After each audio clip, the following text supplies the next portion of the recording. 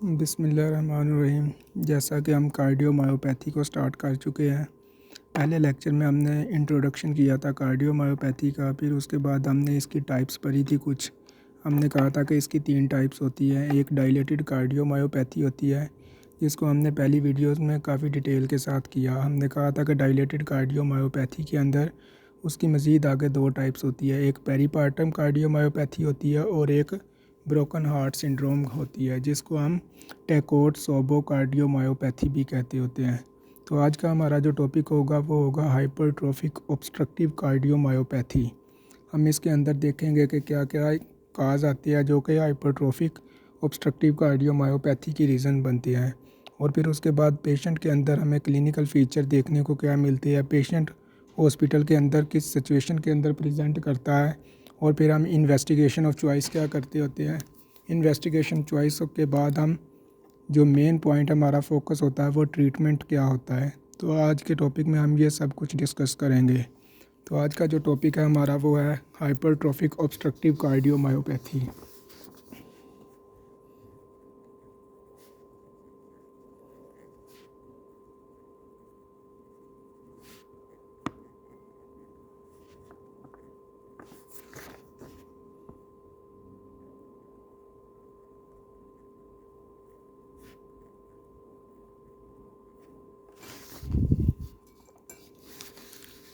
वो कहता है कि हाइपरट्रोफिक ऑब्स्ट्रक्टिव कार्डियोमायोपैथी ये कार्डियोमायोपैथी की एक सेकंड मोस्ट कॉमन टाइप है। जैसा कि हमने कहा था कि कार्डियोमायोपैथी में अगर आपके पास हॉस्पिटल में क्लिनिक में पेशेंट प्रेजेंट करते हैं कार्डियोमायोपैथी के, तो उनमें से 90% जो पेशेंट होंगे वो डायलेटेड कार्डियोमायोपैथी के होंगे। तो उसके बाद जो सेकंड मोस्ट कॉमन टाइप आती है कार्डियोमायोपैथी के अंदर वो हाइपरट्रोफिक ऑब्स्ट्रक्टिव कार्डियोमायोपैथी है। अगर आपके पास हॉस्पिटल में फॉर एग्ज़ाम्पल 100 पेशेंट प्रेजेंट करता है जो कि कार्डियोमायोपैथी की वार्ड में आता है, ठीक हो गया। उनमें से जो आपके पास 5 to 7% जो पेशेंट होंगे वो आपको हाइपरट्रोफिक ऑब्स्ट्रक्टिव कार्डियोमायोपैथी के देखने को मिलेंगे। इसके अंदर होता क्या है कि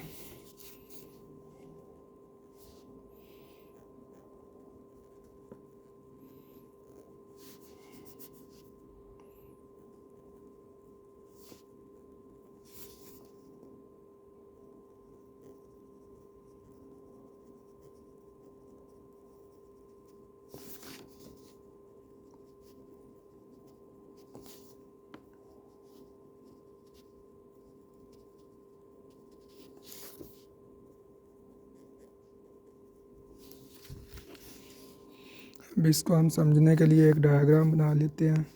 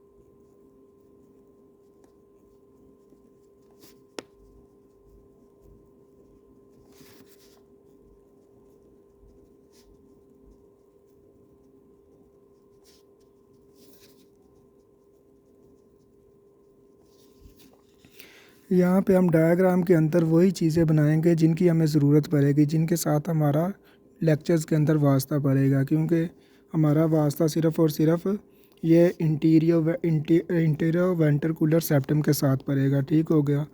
इंटरवेंट्रिकुलर सेप्टम्स वो सेप्टम्स होता है जो कि आपके लेफ़्ट वेंट्रिकल और राइट वेंट्रिकल को सेपरेट करता होता है। ना तो हम इधर वाल्व बनाएंगे, ना ही हम हार्ट की लेयर्स बनाएंगे, क्योंकि हमारा वास्ता सिर्फ़ और सिर्फ इस चीज़ के साथ है। और इंटर आर्टीरियल सेप्टम वो सेप्टम होता है जो कि हमारे लेफ़्ट एट्रिया और राइट एट्रिया को सेपरेट करता होता है, ताकि राइट एट्रियम की तरफ डीऑक्सीजनेटेड ब्लड होता है और लेफ़्ट एट्रियम की तरफ ऑक्सीजनेटेड ब्लड होता है, ताकि ये मिक्स अप ना हो सके। इन सेप्टम का ये काम होता है। आपने सुना होगा फॉर एग्ज़ाम्पल वो कहते हैं कि बच्चे के दिल में सुराख है। अगर तो इंटर आर्टीरियल सेप्टम में होता है ये, तो इसको हम ASD कहते होते हैं कि आर्टीरियल सेप्टल डिफेक्ट। तो अगर ये वेंट्रिकल के दरमियान होता है तो हम इसको VSD कहते होते हैं, वेंट्रिकुलर सेप्टल डिफेक्ट हम कहते होते हैं हॉस्पिटल के अंदर। अब होता क्या है कि हमें पता है कि हमारे हार्ट को मायोकार्डियम लेयर होती है जो कि हमारे पूरे हार्ट को कवर कर रही होती है।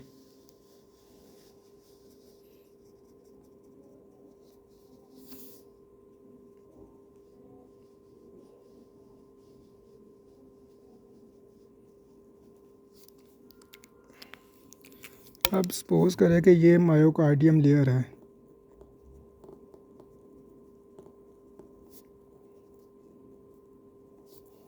इसी तरह ये मायोकार्डियम लेयर जो है ये सेप्टम को कवर कर रही होती है, इंटर आर्टीरियल सेप्टम और इंटर वेंट्रिकुलर सेप्टम।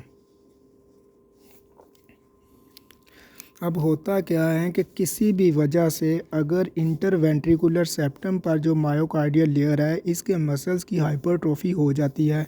जब इसकी हाइपरट्रॉफी होगी तो इसका साइज़ जो है वो इंक्रीज़ होगा। हाइपरट्रॉफी हम कहते होते हैं कि किसी चीज़ का साइज़ में इंक्रीज़ हो जाना, उस चीज़ को हम हाइपरट्रॉफी कहते होते हैं। अगर किसी चीज़ का साइज़ कम हो तो हम उसको एट्रॉफी कहते होते हैं। अब इसमें क्या होता है कि किसी भी रीज़न की वजह से इंटरवेंट्रिकुलर सेप्टम के जो मायोकार्डियल लेयर होती है इसकी हाइपरट्रॉफी हो जाती है। जब इसकी हाइपरट्रॉफी होगी तो इसका साइज़ इंक्रीज़ होगा, मसल्स जो है वो डायलेट कर जाएंगे। जब डायलेट करेंगे तो लेफ़्ट वेंट्रिकल का जो है वो एरिया कम हो जाएगा। जब लेफ़्ट वेंट्रिकल का एरिया कम होगा तो लेफ़्ट वेंट्रिकल के अंदर जो है वो ब्लड कम आएगा और लेफ़्ट वेंट्रिकल को जो है वो डायासिस्टोलिक जो है वो फेलियर होगा, क्योंकि जब एरिया कम होगा इसके अंदर मसल्स की डायलेशन होगी तो इसकी कॉन्ट्रैक्टिलिटी इंक्रीज़ होगी। जब कॉन्ट्रैक्टिलिटी इंक्रीज़ होगी तो लेफ़्ट वेंट्रिकल जो होगा ये लेफ़्ट एट्रियम से ब्लड कम लेगा। जब लेफ़्ट एट्रियम से ब्लड कम लेगा तो इजेक्शन फ्रैक्शन डिक्रीज़ होगी। जब इजेक्शन फ्रैक्शन डिक्रीज़ होगी तो कार्डियक आउटपुट डिक्रीज़ होगा। कार्डियक आउटपुट ऐसी कंडीशन को कहते होते हैं जो कि हार्ट 1 मिनट में ब्लड एओर्टा में पंप करता होता है, और जो ब्लड पंप करता होता है उस ब्लड को जितना काउंट किया जाता है उसको हम टोटल वैल्यू को कार्डियक आउटपुट कहते होते हैं। नॉर्मली हमारा हार्ट जो है वो 1 मिनट में जो है वो 5 लीटर एक हेल्थी पर्सन में कार्डियक आउटपुट इसका होता है। तो अब इसके अंदर तो इंटरवेंट्रिकुलर सेप्टम की हाइपरट्रॉफी होने की वजह से लेफ़्ट वेंट्रिकल का एरिया कम हो गया है, ल्यूमन जो है वो कम हो गया है। तो जब एरिया कम हो गया तो इसके अंदर जब लेफ़्ट एट्रियम से ब्लड कम आएगा, क्योंकि लेफ़्ट वेंट्रिकल ने ब्लड तभी लेना होता है, इसके अंदर फीलिंग तभी होती है जब ये रिलैक्सेशन फेज़ में होता है। तो इसके अंदर तो रिलैक्सेशन पीरियड जो है वो डिसफंक्शन है, डायासिस्टोलिक फेज़ तो डिसफंक्शन है। तो ये लेफ़्ट एट्रियम से ब्लड कम लेगा। जब लेफ़्ट एट्रियम से ब्लड कम लेगा तो इजेक्शन फ्रैक्शन डिक्रीज़ होगी। इजेक्शन फ्रैक्शन डिक्रीज़ होगी तो इसके जो है कार्डियक आउटपुट डिक्रीज़ होगी। कार्डियक आउटपुट डिक्रीज़ होगी तो बॉडी को जो है वो ब्लड प्रॉपर उनकी बॉडी ऑर्गन्स को उनकी डिमांड के मुताबिक नहीं मिलेगा। जब बॉडी ऑर्गन्स को उनकी डिमांड के मुताबिक ब्लड नहीं मिलेगा तो ऐसी कंडीशन को हम फिर इस्कीमिया कहते होते हैं। तो ये था एक इसका ओवरव्यू कि इसके अंदर इसके इंटरवेंट्रिकुलर सेप्टम की जो है वो हाइपरट्रॉफी हो जाती है। अब सवाल ये पैदा होता है कि ये मसल्स तो जो है इंटरवेंट्रिकुलर सेप्टम के दोनों तरफ हो गए मायोकार्डियल लेयर, अब ये इसकी हाइपरट्रॉफी किस तरफ होती है, सवाल ये पैदा होता है। जिस तरह के हमने डायलेटेड कार्डियोमायोपैथी में कहा था कि उसके अंदर एक्सेंट्रिक हाइपरट्रॉफी होती थी, एक्सेंट्रिक सिमेट्रिकल हाइपरट्रॉफी होती थी।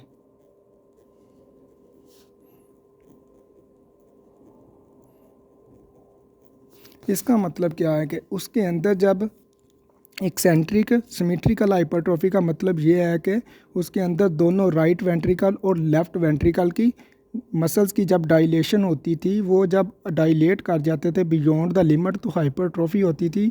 तो दोनों जो है वेंट्रिकल का एरिया बाहर को बढ़ता था, जिसको हम एक्सेंट्रिक हाइपरट्रॉफी कहते थे। एक्सेंट्रिक का मतलब होता है एक्सटर्नली आउटसाइड किसी चीज़ का इंक्रीज़ हो जाना। इसके अंदर क्या होता है कि इंटरवेंट्रिकुलर सेप्टम जो है ये लेफ़्ट वेंट्रिकल और राइट वेंट्रिकल के दरमियान है। तो अगर इसके अंदर हाइपरट्रॉफी होती है तो ये इनसाइड को एरिया कम करेगा। जब इनसाइड को एरिया कम करेगा तो लेफ़्ट वेंट्रिकल का एरिया कम होगा, तो इसके अंदर जो है वो कंसेंट्रिक हाइपरट्रॉफी होती है।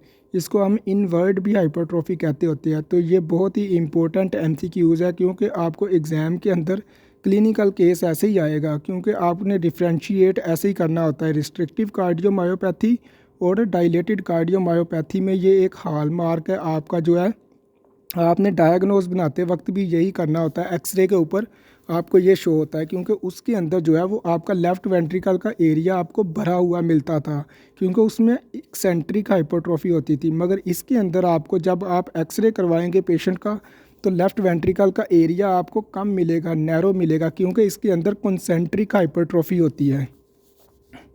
तो हम सेकंड पॉइंट लिखते हैं, इन हुक्म कंसेंट्रिक एसिमेट्रिकल हाइपरट्रॉफी। मैं बताता हूँ अभी एसिमेट्रिकल क्या मतलब।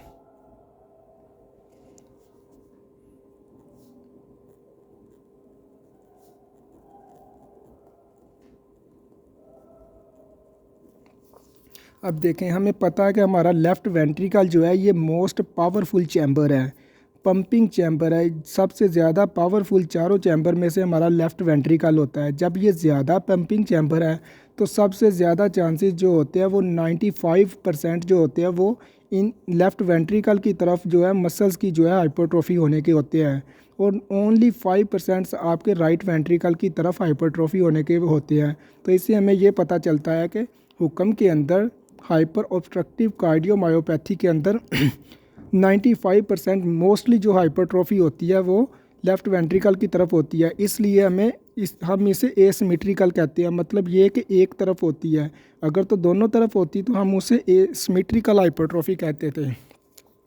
अब इसका दूसरा काज जो आ जाता है वो होता है इसकी जेनेटिक एसोसिएशन।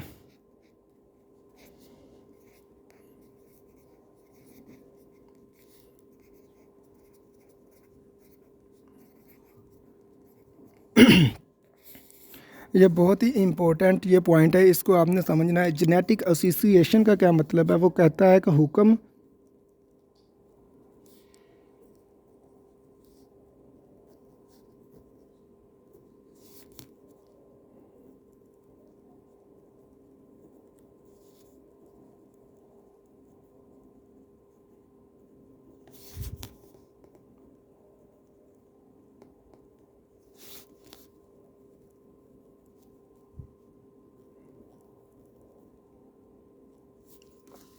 वो कहता है कि हुक्म ये एक ऐसी डिज़ीज़ है जो कि जेनेटिकली 60 to 70% एसोसिएट करती है, और ये एक ऑटोसोमल डोमिनेंट डिज़ीज़ है।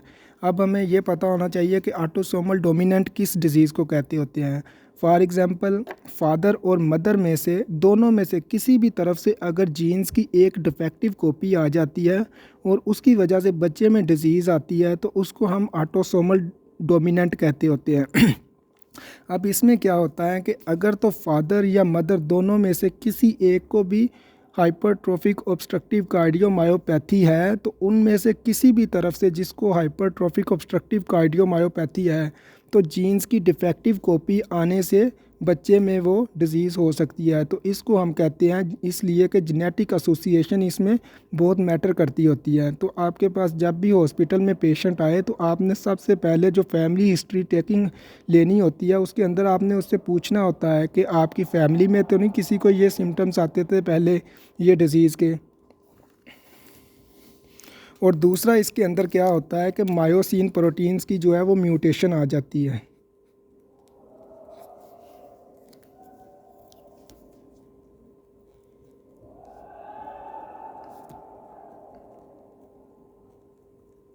अब इसको समझने के लिए सबसे पहले हमें इसकी नॉर्मल फिजियोलॉजी का पता होना चाहिए। मायोसिन प्रोटीन जो है ये हमारे हार्ट के मायोकार्डियल लेयर को जो है ये कंट्रोल करती है।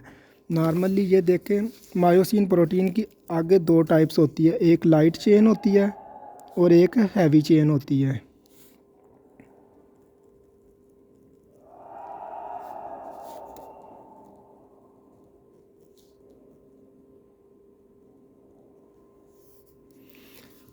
अब होता क्या है कि इसके अंदर मायोसिन प्रोटीन जो है उसकी हैवी चेन की म्यूटेशन आ जाती है। हमारे जो लेफ़्ट एट्रियल और राइट एट्रियम के दरमियान जो इंटर आर्टीरियल सेप्टम होता है, इसकी जो मायोकार्डियल लेयर और लेफ़्ट वेंट्रिकल और राइट वेंट्रिकल के दरमियान जो इंटर आर्टीरियल सेप्टम होता है, इनके ऊपर जो मायोकार्डियल लेयर होती है, इनको कंट्रोल करने वाली जो होती है वो हैवी चेन होती है। ठीक हो गया। और जो हमारे हार्ट को जो चारों तरफ से अराउंड से जिस मायोकार्डियल लेयर ने घेरा होता है, जो कि कॉन्ट्रैक्टिलिटी करवाती है, उसको कंट्रोल करने वाली जो होती है वो लाइट चेन होती है। तो अगर कहते हैं कि हैवी चेन के अंदर म्यूटेशन आ जाती है, तो ये जो इंटर आर्टीरियल सेप्टम और इंटर वेंट्रिकुलर सेप्टम के ऊपर मायोकार्डियल लेयर है, तो इनके अंदर इनको कंट्रोल करने वाली जो चेन है वो हैवी चेन होती है। तो अगर इसकी म्यूटेशन आ जाती है तो इसकी वजह से फिर मसल जो है वो अनकंट्रोल्ड हो जाएंगे और फिर इसकी वजह से भी हाइपरट्रॉफी हो सकती है।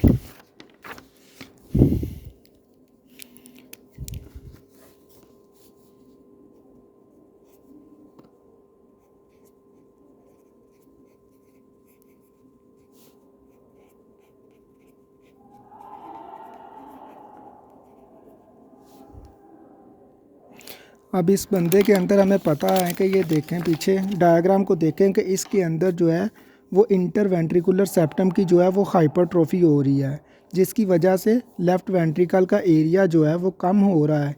जब लेफ़्ट वेंट्रिकल का एरिया कम हो रहा है, मसल जो है वो उनकी हाइपरट्रॉफी हो रही है, तो इनकी कॉन्ट्रैक्टिलिटी इंक्रीज़ होगी। जब एरिया कम हो रहा है, कॉन्ट्रैक्टिलिटी इंक्रीज़ हो रही है, तो इसको जो है वो रिलैक्सेशन का टाइम जो है वो कम मिलेगा, इसकी रिलैक्सेशन नहीं होगी, क्योंकि लेफ़्ट वेंट्रिकल ने ब्लड तो तभी लेना होता है जब वो रिलैक्सेशन फ़ेज़ में होता है। तो जब ये रहेगा ही कॉन्ट्रैक्टाइल फ़ेज़ में, तो ये लेफ़्ट एट्रियम से ब्लड कैसे ले पाएगा। तो इसलिए कहते हैं कि इस बंदे के अंदर जो है वो डायासिस्टोलिक डिसफंक्शन होता है।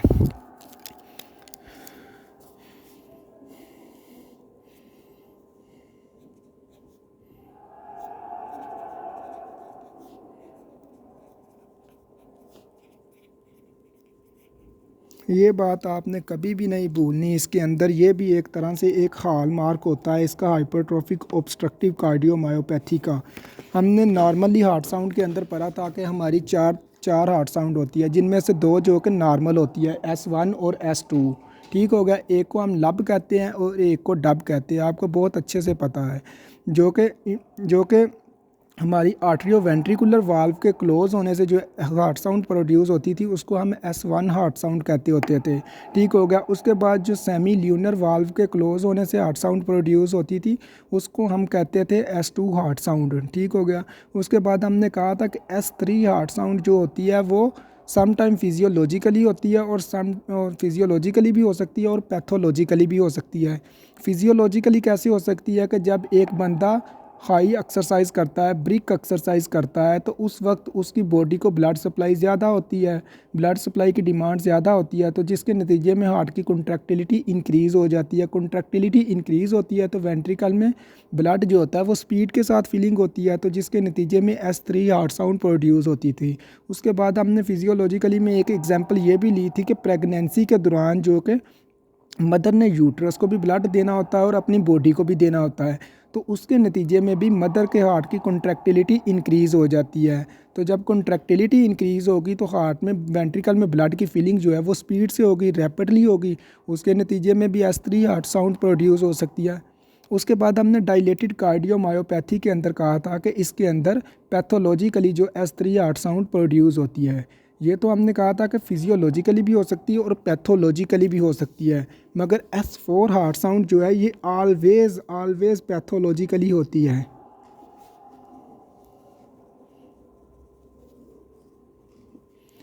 पैथोलॉजिकली होती है और ये हाइपरट्रोफिक ऑब्स्ट्रक्टिव कार्डियोमायोपैथी के अंदर आपको देखने को मिलती है S4 हार्ट साउंड। उसके अंदर होता क्या है ये देखें। जब इसके अंदर इंटरवेंट्रिकुलर सेप्टम की हाइपरट्रॉफी हुई पड़ी है, हाइपरट्रॉफी होगी, लेफ़्ट वेंट्रिकल का एरिया कम हो गया यार, इसकी कॉन्ट्रैक्टिलिटी इंक्रीज़ है। हमने ये भी कहा कि इसका डायासिस्टोलिक डिसफंक्शन है, तो ये लेफ़्ट एट्रियम से ब्लड लेगा ही नहीं, जब लेगा तो बहुत कम लेगा। तो जब बहुत कम लेगा तो आगे देखें कि इसका एरिया बहुत कम है, तो जब ये कॉन्ट्रैक्ट करेगा, इजेक्ट करेगा, तो ये ब्लड वापस रीगर्जिटेट करके ये मिट्रल वाल्व को भी इमेच्योर ओपन रख सकता है इम्प्रॉपरली। जब ये रीगर्जिटेट करेगा तो लेफ़्ट एट्रियम में ब्लड जाएगा। लेफ़्ट एट्रियम में अब पल्मोनरी वेन से भी ब्लड आ रहा है और ये भी आ रहा, लेफ़्ट एट्रियम के अंदर बहुत ज़्यादा ब्लड हो जाएगा। अब लेफ़्ट एट्रियम को तो नहीं ना पता कि भाई आगे लेफ़्ट वेंट्रिकल का एरिया कम हो गया, उसके अंदर कोई प्रॉब्लम चल रही है, तो मैं कोई कंपनसेट करूं। मैं जो है वो पल्मोनरी वेन्स को कहूँ कि भाई ब्लड मेरे में कम भेज, क्योंकि आगे लेफ़्ट वेंट्रिकल एक्सेप्ट ही नहीं कर रहा। लेफ़्ट एट्रियम ने तो कहना यार मेरे अंदर बहुत ज़्यादा ब्लड आ गया, वो इसको जल्दी से निकालने की कोशिश करेगा, ज़्यादा से ज़्यादा कोशिश करेगा, वो रैपिडली इजेक्ट करेगा ब्लड को। जब रैपिडली इजेक्ट करेगा तो लेफ़्ट वेंट्रिकल में ब्लड स्पीड से आएगा, तो कौन सी हार्ट प्रोड्यूस होगी? एक एबनॉर्मल हार्ट साउंड प्रोड्यूस होगी, जिसको हम S4 हार्ट साउंड का नाम देते होते हैं। उसके बाद आपके साथ क्लिनिकल केस एक ऐसे भी आता होता है एग्ज़ाम के अंदर,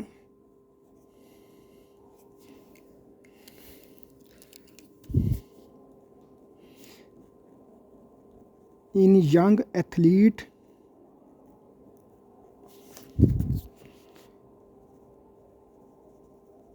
sudden onset death is due to which disease? तो वो आपका आंसर जो होता है वो होता है हुक्म, हाइपरट्रोफिक ऑब्स्ट्रक्टिव कार्डियोमायोपैथी। अब ये कैसे होता है वो रीज़न मैं आपको बताऊंगा। अब देखें, फिर हमको डायग्राम के ऊपर जाना पड़ेगा।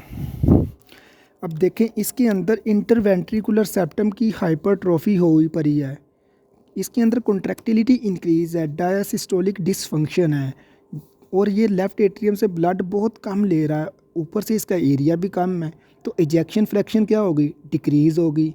जब इजेक्शन फ्रैक्शन डिक्रीज़ होगी तो कार्डियक आउटपुट डिक्रीज़ होगा, कार्डियक आउटपुट डिक्रीज़ होगा तो बॉडी ऑर्गन्स को ब्लड सप्लाई कम मिलेगी। अब एक बंदा जो है वो एथलीट है, वो हाई ब्रिक एक्सरसाइज कर रहा है, वो जो है वो गेम प्लेइंग बंदा है जो कि खेलें खेलता है, ठीक हो गया, और वो एथलीट्स है, उसको जो है वो हैवी एक्सरसाइज करता है वो, और उसको हाइपरट्रोफिक ऑब्स्ट्रक्टिव कार्डियोमायोपैथी हो जाती है।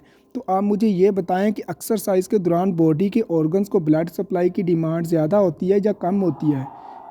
डेफिनेटली ज़्यादा होती है, क्योंकि जब ऑर्गन्स को ब्लड सप्लाई की डिमांड ज़्यादा होगी तो ब्रेन हार्ट को कहेगा कि भाई तू ब्लड दे, बॉडी ऑर्गन्स को ब्लड नहीं मिल रहा, बंदा आगे काम कर रहा है, ऑर्गन्स को जो है वो ऑक्सीजन की डेफिशिएंसी हो रही है। तो हार्ट क्या करेगा? हार्ट जो है एज अ कंपनसेटरी मैकेनिज़्म क्या करेगा? कॉन्ट्रैक्टिलिटी को और ज़्यादा इंक्रीज़ कर देगा। जब और ज़्यादा इंक्रीज़ करेगा तो ये मसल्स की हाइपरट्रोफी और ज़्यादा होगी, ठीक हो गया। और एक वक्त ये भी आ सकता है कि ये एओर्टिक वाल्व को भी क्लोज कर सकती है ये हाइपरट्रोफी। तो जब और ज़्यादा हाइपरट्रोफी होगी तो वेंट्रिकल में ब्लड और कम आएगा, जब वेंट्रिकल में ब्लड और कम आएगा तो कार्डियक आउटपुट और डिक्रीज़ होगी, बॉडी ऑर्गन्स को ब्लड और कम होगा, तो जब सडनली ब्रेन को ब्लड सप्लाई कम होगी तो बंदे की डेथ हो सकती है या नहीं हो सकती, ये बताएं। तो ये इसकी रीज़न थी। उसके बाद क्या कहता है कि सिस्टोलिक मरमर, हमें इस बंदे के अंदर सिस्टोलिक मरमर देखने को मिलता होता है, वो हम देख लेते हैं।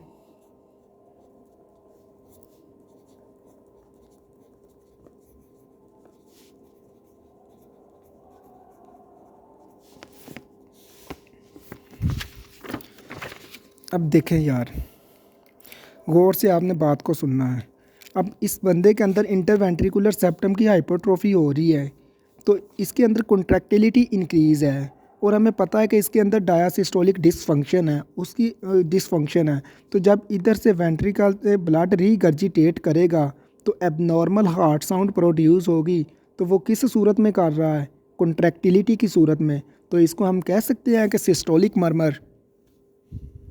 अब हम इसके क्लिनिकल फ़ीचर को जल्दी से देख लेते हैं क्योंकि टाइम काफ़ी हो गया है यार। फर्स्ट क्लिनिकल फ़ीचर तो आप सबको पता होगा, इसके अंदर डिस्निया होगा।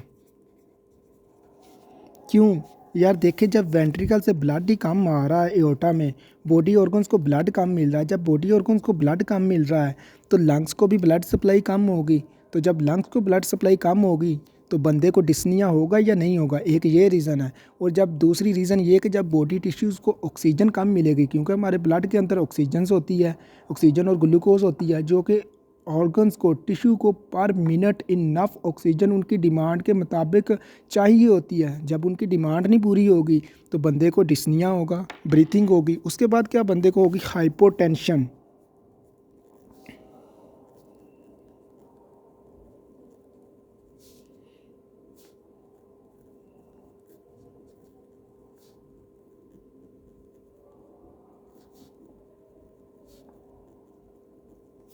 अब इसके अंदर क्या होगा यार, देखें जब वेंट्रिकल के अंदर ब्लड कम आ रहा है तो इसकी इजेक्शन फ्रैक्शन डिक्रीज़ हो रही है, तो कार्डियक आउटपुट डिक्रीज़ है। जब कार्डियक आउटपुट डिक्रीज़ है तो एओर्टा को ब्लड कम मिलेगा। जब एओर्टा को ब्लड कम मिल रहा है आपके, तो आगे बॉडी ऑर्गन्स को कम मिलेगा, तो बंदे का बीपी क्या होगा, डिक्रीज़ होगा। तो इसलिए बंदे को हाइपोटेंशन होगी। उस बंदे का बीपी चेक करने पे आपको 120/80 से कम मिलेगा। उसके बाद पल्स क्या मिलेगी इसके अंदर, बंदे के अंदर पल्स आपको वीक मिलेगी।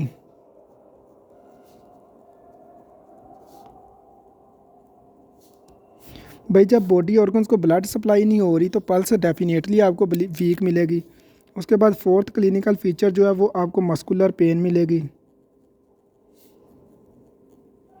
पेशेंट कहेगा कि डॉक्टर साहब मैं थोड़ा सा काम करता हूँ तो मैं थक जाता हूँ, मेरे जोड़ों में दर्दें हो जाती है, मेरे मसल्स में पेन होने शुरू हो जाती है। तो इसकी वजह क्या है भाई, जब मसल्स को ब्लड सप्लाई ही डिक्रीज़ होगी, ऑक्सीजन कम मिलेगी, तो बंदे को मस्कुलर पेन होगी, बंदे को फटीक होगी। उसके बाद ये इम्पोर्टेंट टॉपिक है सिनकोप। सिनकोप किसे कहते होते हैं,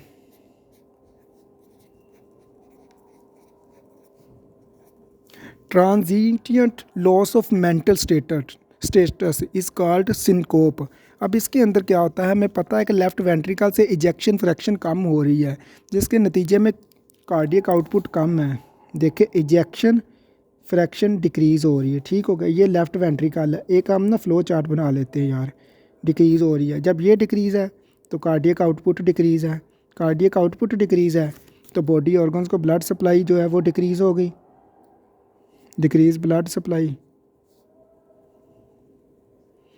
अब जब कार्डियक आउटपुट कम है, एओर्टा में ब्लड कम आ रहा है, तो जब हमारी ब्रेन को, उसके बंदे के ब्रेन को ब्लड जो है वो कम हो सकती, ब्रेन को ब्लड सप्लाई किसी भी वक्त, तो पेशेंट के अंदर जो है वो मेंटल स्टेटस जो है वो लॉस हो सकती है। पेशेंट बेहोशी में जा सकता है, पेशेंट कॉन्शियसनेस में जा सकता है, पेशेंट को डिजीनेस, वर्टिगो ऐसी फीलिंग आ सकती है।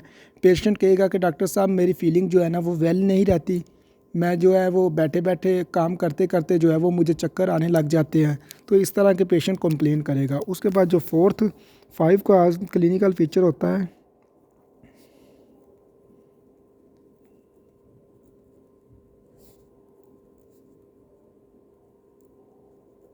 जब डॉक्टर इस बंदे की फिफ्थ इंटरकोस्टल स्पेस पर हार्ट साउंड देखने के लिए, चेक करने के लिए स्टेथोस्कोप को पुट करता है, तो डॉक्टर को S4 हार्ट साउंड मिलती है, जो कि हमने कहा था कि ये ऑलवेज पैथोलॉजिकली होती है। तो डॉक्टर क्या कहेगा कि डॉक्टर समझ जाएगा कि बिल्कुल इस बंदे को कोई ना कोई गड़बड़ है, तो फिर डॉक्टर आगे इसकी मज़ीद इन्वेस्टिगेशन करवाएगा डॉक्टर। अब हम देखते हैं कि हमने इन्वेस्टिगेशन क्या करवानी होती है इस बंदे की। अब हम देखते हैं कि इन्वेस्टिगेशन हमने क्या करनी होती है इस बंदे में।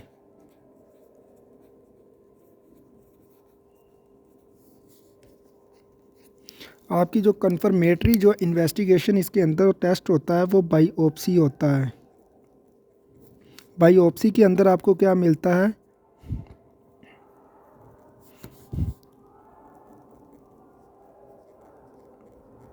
Myofibril disarrangement. अब देखें, हमें पता है कि myo mean muscle, fibril mean fibres. Myofibril ये फाइबर्स होते हैं जो कि एक सीक्वेंस के अंदर होते हैं और हमारे मसल्स को जो है ये सपोर्ट कर रहे होते हैं। ये देखें, ये मसल सेल है एक एक तरह से, और ये मायोफिब्रिल है, फिब्रिल है, फाइब्रस इनको कह लें, ठीक हो गया। अब एक ये मसल सेल है, इसके अंदर एक ऐसे जा रहा, एक ऐसे जा रहा और फिर एक ऐसे जा रहा, तो ये इनकी डिसअरेंजमेंट है। हमें पता है कि इस बंदे के अंदर जो है वो मायोसिन प्रोटीन की जो है वो म्यूटेशन होती है। जब मायोसिन प्रोटीन की म्यूटेशन होगी तो मायोफिब्रिल जो है वो डिसअरेंजमेंट मिलेगी एक तरह से। तो ये एक तरह से हॉलमार्क होता है हाइपरट्रोफिक ऑब्स्ट्रक्टिव कार्डियोमायोपैथी का। इसके अंदर आपको मायोफिब्रिल की डिसअरेंजमेंट मिलती है। उसके बाद आप सेकंड जो इन्वेस्टिगेशन करवाएंगे वो आप हिस्ट्री लेंगे पेशेंट से।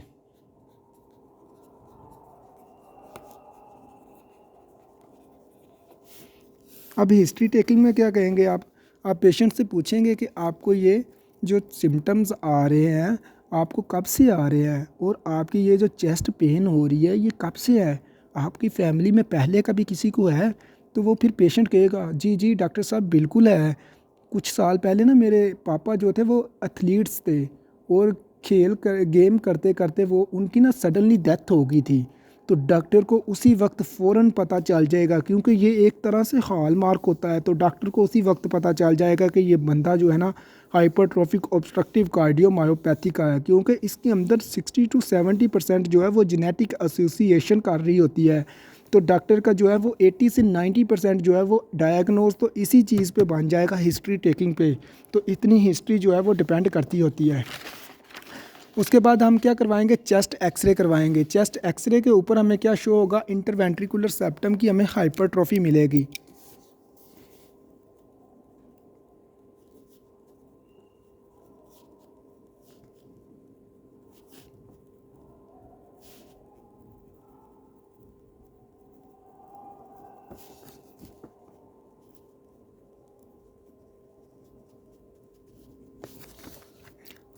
चेस्ट एक्सरे पे हमें इंटरवेंट्रिकुलर सेप्टम की हाइपरट्रॉफी मिलेगी। अब हम ट्रीटमेंट इसका देख लेते हैं जल्दी से।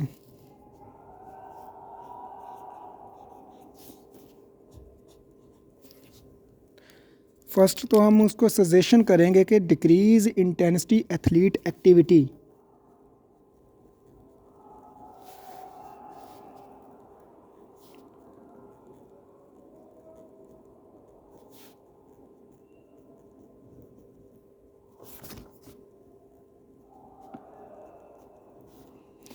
भाई क्योंकि हमें पता है कि जब ये बंदा एक्सरसाइज करेगा बॉडी ऑर्गन्स को ब्लड सप्लाई की डिमांड जो है वो बढ़ती जाएगी। जब बढ़ेगी तो ब्रेन जो है उसको कहेगा कि भाई तू कंपनसेटरी मैकेनिज्म कर, तू कॉन्ट्रैक्ट कर। उसकी कॉन्ट्रैक्टिलिटी जो है वो फिर बढ़ेगी तो उसकी हाइपरट्रॉफी वो ज़्यादा होगी तो ब्लड सप्लाई और ज़्यादा कम होती जाएगी, और पेशेंट जो है वो सवेरिटी की तरफ चलता जाएगा। और हम इसलिए इस बंदे को कहते हैं कि आपने कोई भी ऐसा मुशक्क़त वाला काम नहीं करना, आपने बस सुकून से बैठ के ज़िंदगी गुजारनी है, ठीक होगा, नॉर्मल ज़िंदगी गुजारनी है। और ऐसे बंदे को हम टेंशन भी नहीं दे सकते। उसके बाद हम क्या करेंगे, कैल्शियम जो है वो कैल्शियम आयन डिक्रीज़ करवाएंगे इनटेक।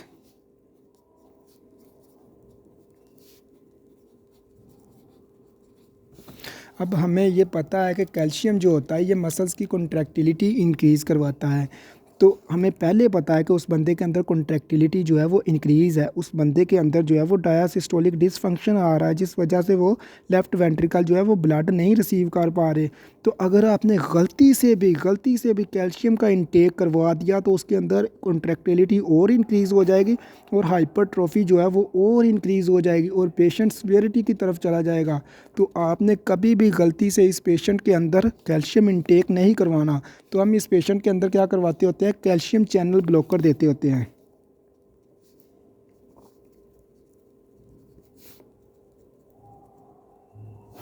कैल्शियम चैनल ब्लॉकर के अंदर एग्जांपल क्या आ जाती है, वेरा विरापामिल।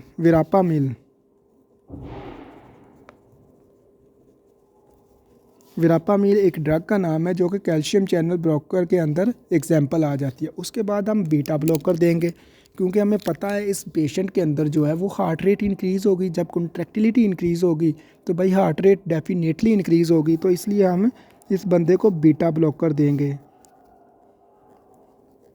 बीटा ब्लॉकर जो कि हार्ट रेट को डिक्रीज़ करती होती है।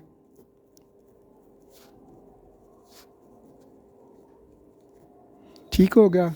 और उसके अंदर जो आ जाती है एटीनोलोन आ जाती है एग्जांपल, एटीनोलोल, ये इसकी एग्जांपल आ जाती है। उसके बाद हम इस बंदे को, पाकिस्तान के अंदर तो ये कॉन्सेप्ट नहीं है मगर यूरोप के अंदर ये कॉन्सेप्ट है कि intracardiac alcohol infuse, intra cardiac alcohol induce.